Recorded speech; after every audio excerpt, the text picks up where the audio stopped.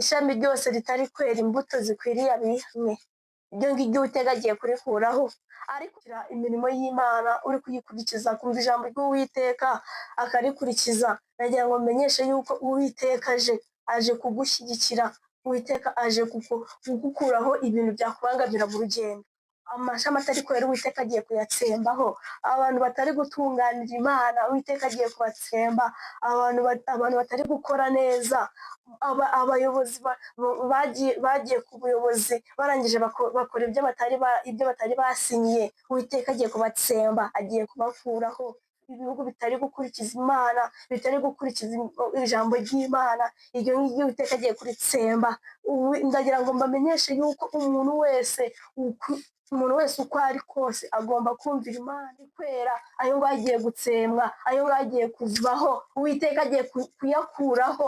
Kazi kayo ni ukuyatwimenya ko uri gukorera inyuma ya zeru, kazi kayo ni ukujugunywa hanze, gutabwa.